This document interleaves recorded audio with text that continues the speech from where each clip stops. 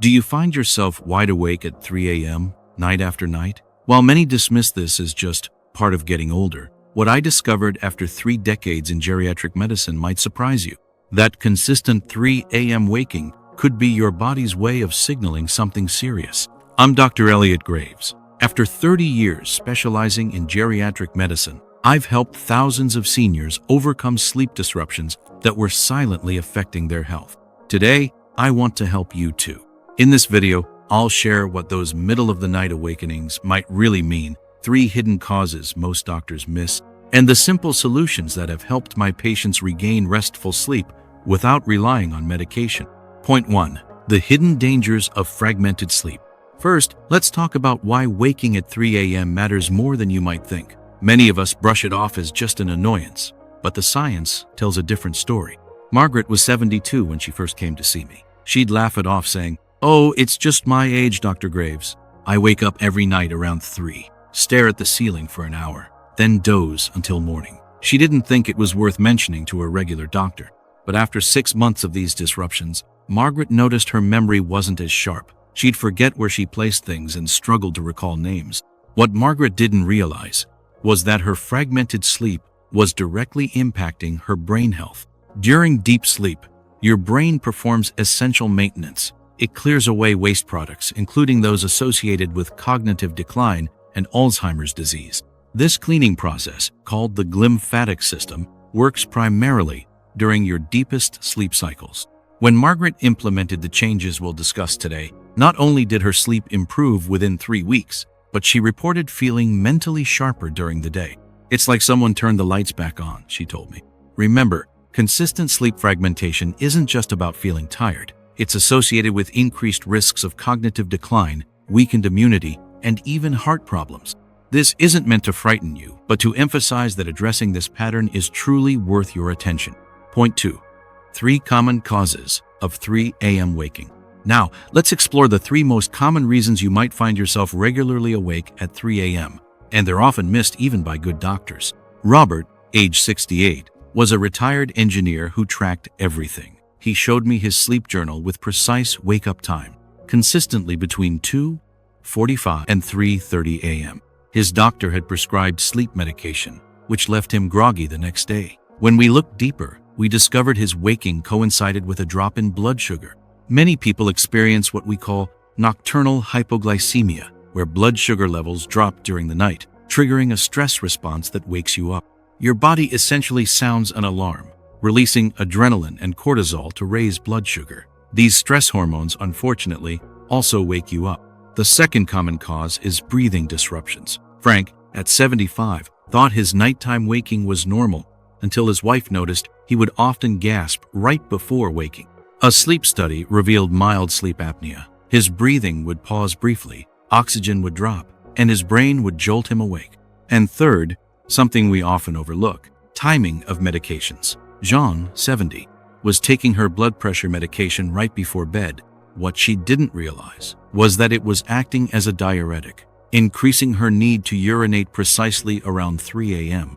Understanding your specific trigger is crucial for finding the right solution. In Robert's case, a small rich snack before bed stabilized his blood sugar. For Frank, a CPAP machine transformed his sleep. And for Jean, simply taking her medication earlier in the day solved the problem entirely.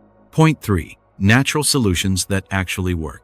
Let's talk about solutions that have helped my patients regain restful sleep without relying on sleeping pills, which often create more problems than they solve in older adults. Clara was 81 when her family became concerned about her nighttime wandering. She'd wake at 3 a.m. and couldn't get back to sleep. Instead of immediately turning to medication, we tried a simple light therapy approach. During our evaluation, I discovered Clara was going to bed at 8 p.m., but had very little exposure to natural daylight. Her circadian rhythm, your body's internal clock, had shifted, making her prone to early waking. The science here is fascinating. Your circadian rhythm is primarily regulated by light exposure. Too little bright light during the day and too much artificial light at night confuses your body about when to produce melatonin and when to stay alert. Clara started spending 30 minutes outside each morning and installed a bright therapy light for cloudy days. Within 2 weeks, her sleep pattern had improved dramatically. Her family was amazed at how such a simple change could make such a difference. Beyond light exposure, temperature regulation is often overlooked. Your body temperature naturally drops to initiate sleep and stays low until early morning. William, 77, found that simply lowering his bedroom temperature to 65 degrees F and wearing light socks to keep his feet warm significantly reduced his middle-of-the-night awakenings. And finally, timing matters more than you might think. From the thousands of seniors I've worked with, establishing a consistent wake-up time, regardless of how well you slept, strengthens your circadian rhythm more effectively than a consistent bedtime. Your body learns when to start preparing for sleep based on when you consistently wake up.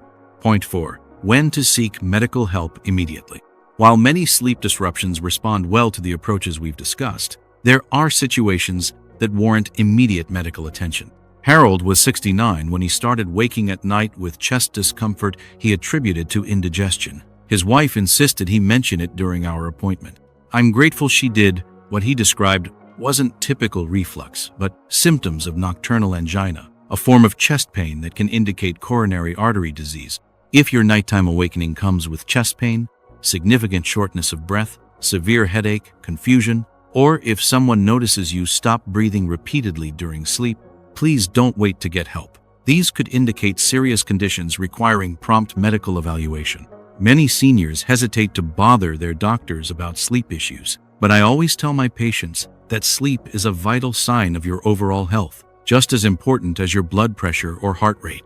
When something changes significantly in your sleep pattern, it deserves attention.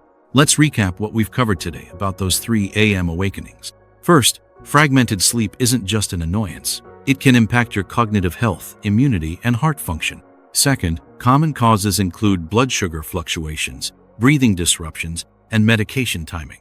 Third, natural solutions like proper light exposure, temperature regulation, and consistent wake times can be remarkably effective. And know when certain symptoms warrant immediate medical attention.